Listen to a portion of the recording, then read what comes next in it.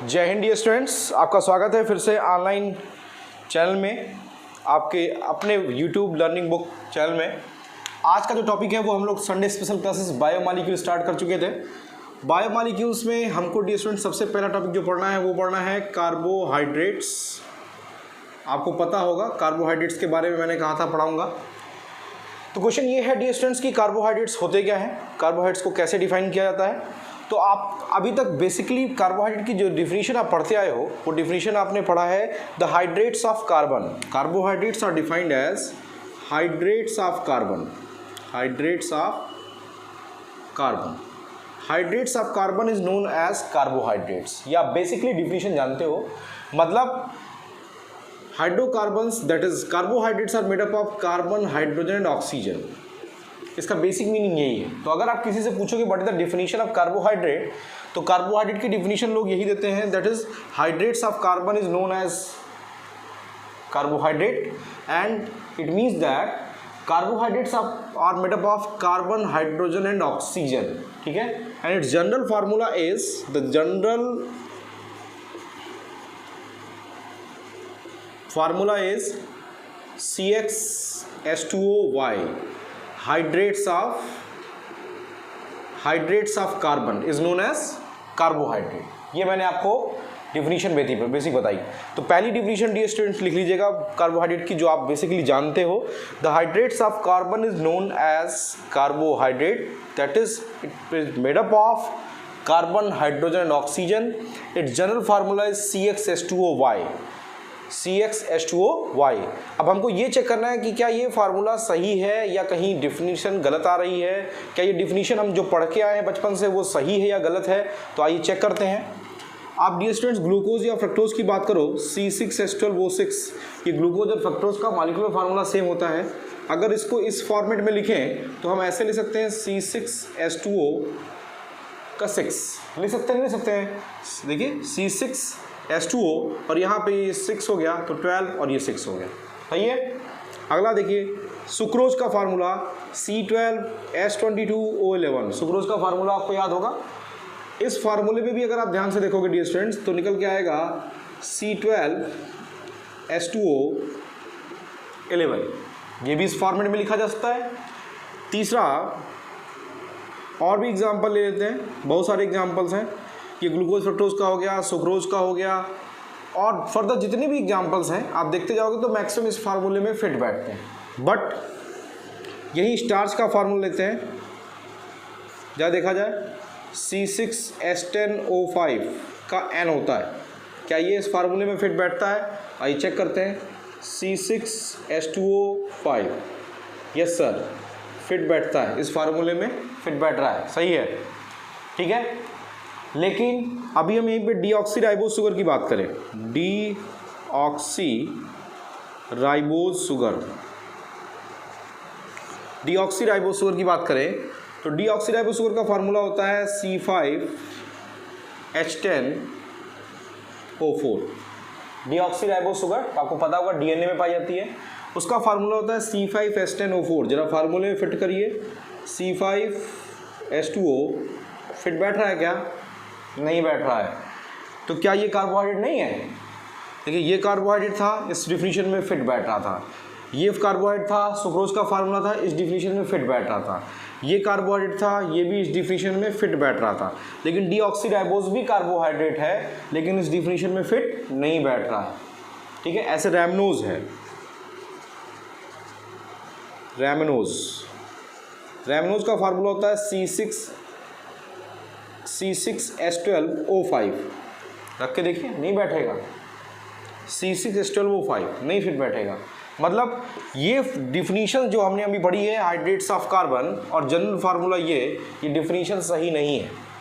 Definition में थोड़ा सा मॉडिफिकेशन है। तो इसलिए डियर स्टूडेंट्स ये डिफिनीशन हर जगह सेट नहीं बैठती। अच्छा, कुछ एग्जाम्पल लेते हैं, जैसे एस्टिक एसिड का एग्जाम्पल ले लो, CH3COOH। एस्टिक एसिड का एग्जाम्पल लो तो यहाँ देखोगे आप C2H4O2 दैट इज C2H2O का ट्वाइस। ये फार्मूला इसमें फिट बैठ रहा है, लेकिन ये तो ऑर्गेनिक कंपाउंड है, ये तो एसिड, ये तो कार्बोहाइड्रेट है नहीं। मतलब कहने का क्या हो गया कि ये जो कहना कि ये डिफिनीशन एग्जैक्टली 100% प्योर है, अब इसमें वायलेशन नहीं है, ये गलत है। मतलब ये डिफिनीशन कहीं ना कहीं रॉन्ग है। बहुत सारे ऑर्गेनिक कंपाउंड्स हैं जो इस फार्मूले को सेटिस्फाई करते हैं, लेकिन वो डिफिनीशन के क्राइटेरिया में कार्बोहाइड्रेट्स नहीं है। यहाँ देखिए ये कार्बोहाइड्रेट्स हैं लेकिन इस फार्मूले को सेटिस्फाई नहीं कर रहे हैं। इसका मतलब क्या, जो डिफिनीशन आप पढ़े हो वो डिफिनीशन क्या है, गलत है। तो अपनी डिफिनीशन में हमको क्या करना पड़ेगा, मॉडिफिकेशन करना पड़ेगा। तो आइए डियर स्टूडेंट्स हम उसमें मॉडिफाई करने चल रहे हैं। इसको नोट कर लिए होंगे आप डिफिनीशन नोट कर लीजिएगा, एग्जाम्पल्स देख लीजिएगा। ये कार्बोहाइड्रेट्स होते हुए भी इस डिफिनीशन को फॉलो नहीं कर रहे हैं। ये ऑर्गेनिक कंपाउंड है लेकिन इस डिफिनीशन को फॉलो कर रहा है, लेकिन कार्बोहाइड्रेट नहीं है। तो इसलिए ये डिफिनीशन क्या हो गई, रूल्ड आउट हो गई। तो क्वेश्चन ये उठता है कि तब सर एग्जैक्ट डिफिनीशन क्या होगी, किसकी, कार्बोहाइड्रेट की। तो आइए देखते हैं कि एग्जैक्ट डिफिनीशन ऑफ कार्बोहाइड्रेट्स क्या होगी। तो लिखिए heading, actual definition of carbohydrates. Heading लिखिएगा dear students, actual definition of carbohydrates. Actual definition of carbohydrates, ये देखिए, ग्लूकोज और फ्रक्टोज, इसी से हम डिफिनीशन निकाल के लाएंगे। आइए देखते हैं कैसे। ग्लूकोज और फ्रक्टोज। ग्लूकोज क्या है डियर स्टूडेंट्स, आइए देख लेते हैं। ग्लूकोज का जनरल फार्मूला ये होता है,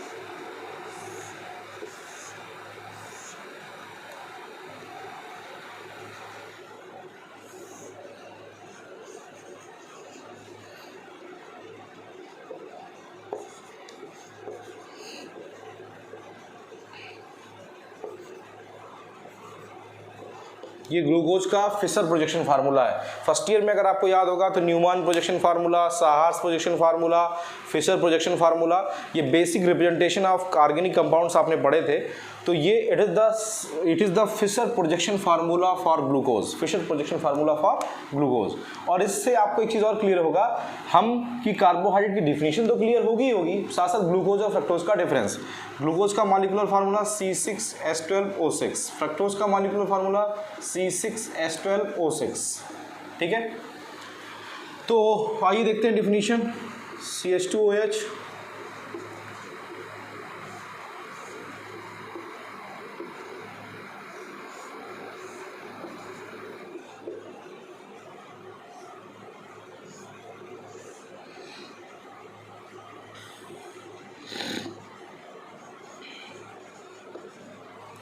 डियर स्टूडेंट्स, अब यहाँ पे मैं आपको चीज़ें बताने जा रहा हूँ, वो ध्यान से देखिएगा। ग्लूकोज और फ्रक्टोज का डिफरेंस भी पता चल जाएगा, और साथ ही साथ नई डिफिनीशन जो आज आपके बाद आपको केमिस्ट्री में जब भी पूछा जाए कार्बोहाइड्रेट्स क्या होते हैं तो बोलना है।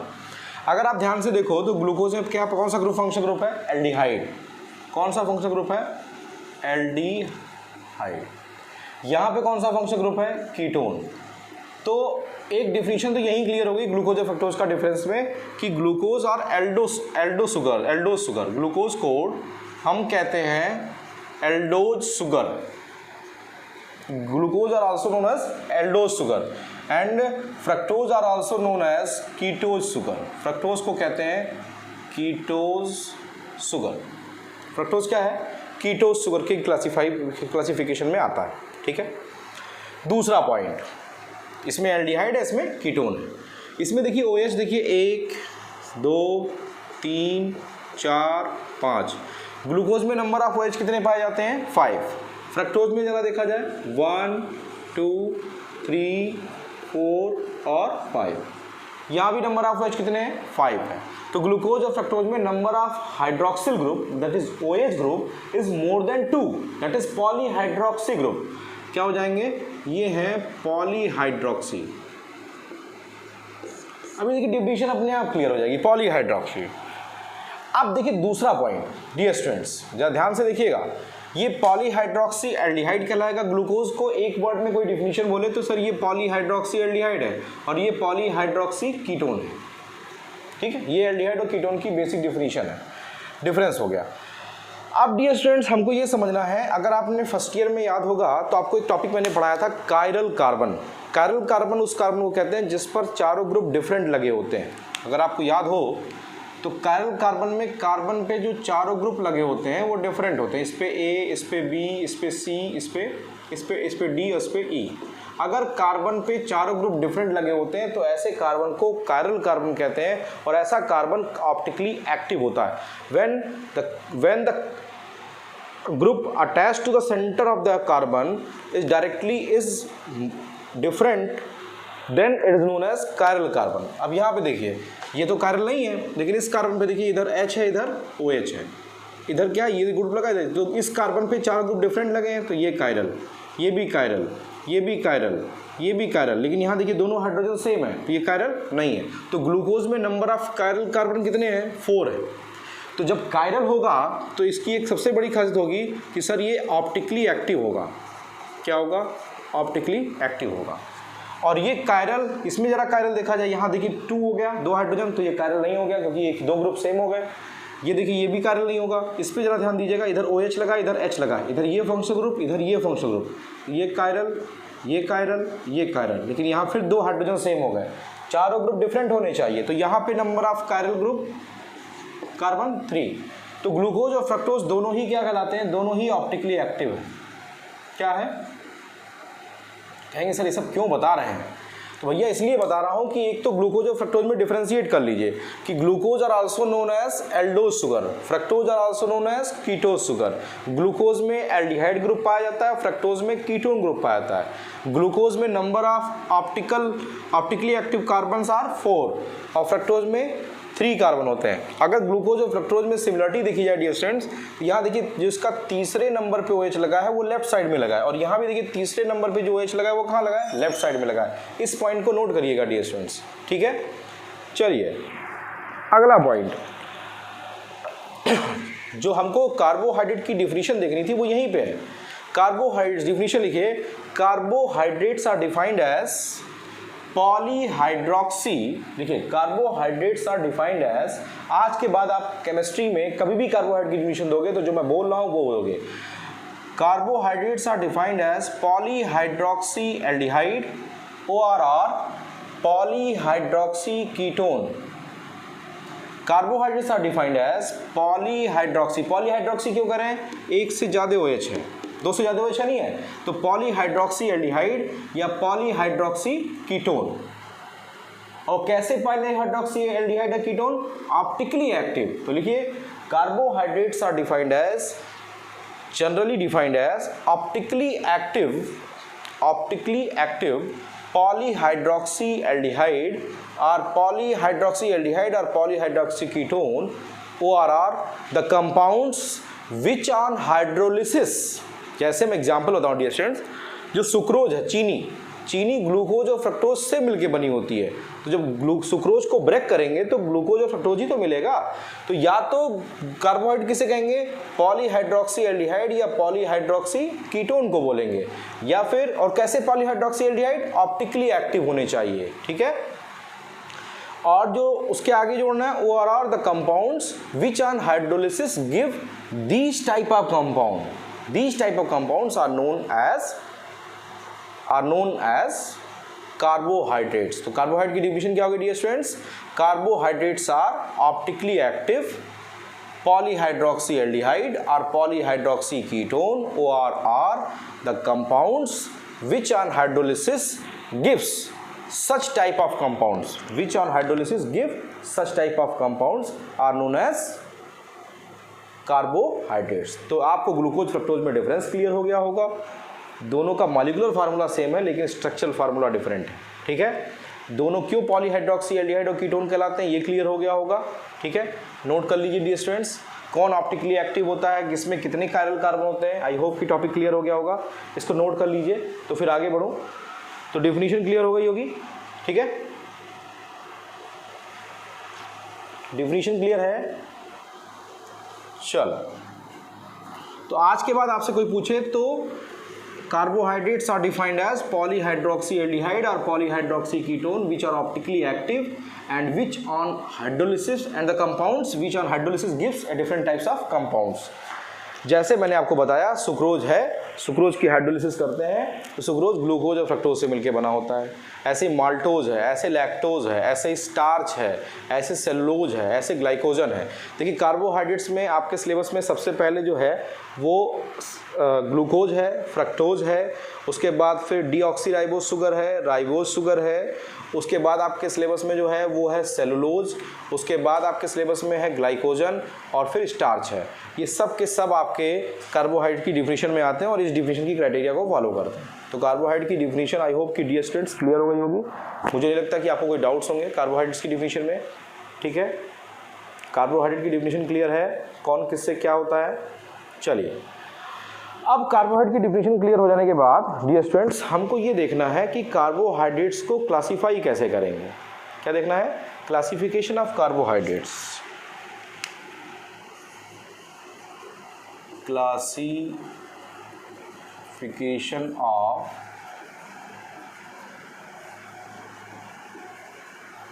कार्बोहाइड्रेट। अब कार्बोहाइड्रेट्स को क्लासिफाई किया गया है on the basis of saccharide units. दूसरा on the basis of taste, और तीसरा और लास्ट है on the basis of reducing properties. तो carbohydrates are classified on the following three basis. Saccharide means होता है सैकरम, सैकरम मीन्स होता है शुगर। तो शुगर के बेसिस, यूनिट के बेसिस पे अगर देखा जाए तो ये मोनो, ओलिगो और पॉली। तो on the basis of saccharide units carbohydrates are classified as monosaccharides, oligosaccharides and polysaccharides. तो अगर किसी कार्बोहाइड्रेट में नंबर ऑफ सैकराइड यूनिट्स 1 होती है तो उसको मोनोसैकराइड कहते हैं। Number of saccharide unit 2 to 10 होती है, वही पॉलीहाइड्रोक्सी एल्डिहाइड और कीटोन अगर 2 से 10 पाए जाते हैं तो वो ओलिगोसैकराइड होगा, और 10 से ज़्यादा हो तो उसे क्या बोलेंगे? पॉलीसैकराइड्स कहेंगे। जैसे मोनोसैकराइड में जो आपके सिलेबस में है वो ग्लूकोज और फ्रक्टोज है। ओलिगोसैकराइड में आपके सिलेबस में माल्टोज, लैक्टोज और सुक्रोज है। सुक्रोज सबको पता होगा चीनी, लैक्टोज आपको मिल्क शुगर और माल्टोज माल्टोज जो है वो माल्ट शुगर कहलाती है। पॉलीसैकराइड में आपके सिलेबस में डियर स्टूडेंट्स सेलुलोज, स्टार्च और जो तीसरा लास्ट है वो है ग्लाइकोजन, जिसको कि एनिमल स्टार्च भी कहते हैं। तो सैकराइड यूनिट्स अगर सिर्फ सिंगल टाइप की है तो वो क्या हो गया जाएगा? मोनोसैकराइड्स 2 से 10 यूनिट्स आपस में जुड़ी हुई हैं तो वो क्या कहलाएगा? ओलिगोसैकराइड्स, और 10 से ज़्यादा हैं तो क्या कहलाएगा? पॉलीसैकराइड्स। ठीक है। On the basis of test कहा जाए तो टेस्ट के बेसिस पे ये जो होते हैं 2 टाइप्स के होते हैं, एक होता है शुगर और एक होता है नॉन शुगर। तो डियर स्टूडेंट्स जो भी कार्बोहाइड्रेट्स खाने में मीठे लगते हैं, स्वीट इन टेस्ट होते हैं, क्या होते हैं? स्वीट इन टेस्ट होते हैं, खाने में मीठे लगते हैं, स्वीट इन टेस्ट होते हैं, उसको क्या बोलते हैं? शुगर कहते हैं। और जो भी कार्बोहाइड्रेट्स खाने में मीठे नहीं होते हैं उसे क्या बोलते हैं? नॉन शुगर कहते हैं। तो शुगर में सारे के सारे मोनोसैकराइड और ओलिगोसैकराइड आते हैं। तो ऑल द मोनोसैकराइड्स और oligosaccharides are the sugar molecule and the non sugar are polysaccharides. भाई सेलुलोज, स्टार्च, ग्लाइकोजन ये सब क्या है? पॉलीसैकराइड्स हैं और ये नॉन शुगर होते हैं क्योंकि खाने में इनका स्वाद नहीं पता चलता। अच्छा, रिड्यूसिंग प्रॉपर्टी क्या होती है डियर स्टूडेंट्स? हम लोग एक चैप्टर पढ़ेंगे एल्डिहाइड कीटोन कार्बोक्सिलिक एसिड। वहाँ पे 2 रिएजेंट आएंगे डियर स्टूडेंट्स, एक आएगा फेहलिंग रिएजेंट और एक आएगा टॉलेंस रिएजेंट। कार्बोहाइड्रेट और एल्डिहाइड में डिफरेंशिएट करने के लिए ये 2 रिएजेंट यूज़ करते हैं, फेहलिंग और टॉलेंस। अगर इन दोनों रिएजेंट के द्वारा कोई शुगर रिड्यूस हो जाती है तो उसे बोलते हैं रिड्यूसिंग शुगर। क्या बोलते हैं? और बाकी शुगर्स को बोलते हैं नॉन रिड्यूसिंग शुगर। तो on the basis of reducing property sugars are classified to two parts, that is reducing and non reducing sugar. अगर रिड्यूसिंग शुगर की बात करें तो रिड्यूसिंग शुगर लिख लीजिएगा all the monosaccharides, all the monosaccharide are the best example of reducing sugar. जितने भी monosaccharides हैं वो रिड्यूसिंग शुगर के एग्जाम्पल हैं, ठीक है। और नॉन रिड्यूसिंग शुगर का एग्जाम्पल लिख लीजिएगा डिटेल में कि जितने भी ओलिगो और पॉलीसेक्राइड्स हैं वो नॉन रिड्यूसिंग शुगर की कैटेगरी में रखे गए हैं। बाकी इसके बारे में डिटेल हम लोग एक एक करके पढ़ेंगे डियर स्टूडेंट्स। हमारे सिलेबस में सबसे ज़्यादा इंपॉर्टेंट ये ग्लूकोज और फ्रक्टोज है, इन सब चीज़ों को हटा दिया गया है, अब सिलेबस में नहीं रह गया है। तो हमको ग्लूकोज के बारे में डिटेल पढ़ना है dear students. Next video lecture में हम लोग डिटेल ग्लूकोज के बारे में पढ़ेंगे, फिर थोड़ा सा शुगर नॉन शुगर के बारे में पढ़ेंगे और रिड्यूसिंग नॉन रिड्यूसिंग प्रॉपर्टी के बारे में पढ़ेंगे। ये टॉलरेंस और फेलिंग के बारे में डिटेल में आपको बताऊंगा नेक्स्ट वीडियो लेक्चर में डियर स्टूडेंट्स। आई होप कि आज का वीडियो लेक्चर आपको थोड़ा सा ही समझ में आया होगा, आपको कार्बोहाइड्रेट की डेफिनेशन क्लियर हो गई होगी, आपको ये क्लासिफिकेशन एक दिमाग में सेटअप हो गया होगा। ये चीज़ें कल हम नेक्स्ट वीडियो लेक्चर में ग्लूकोज के बारे में डिटेल पढ़ेंगे। And thanks for watching my video my dear students. हम लोग नेक्स्ट वीडियो लेक्चर कल मिलेगा। Thank you.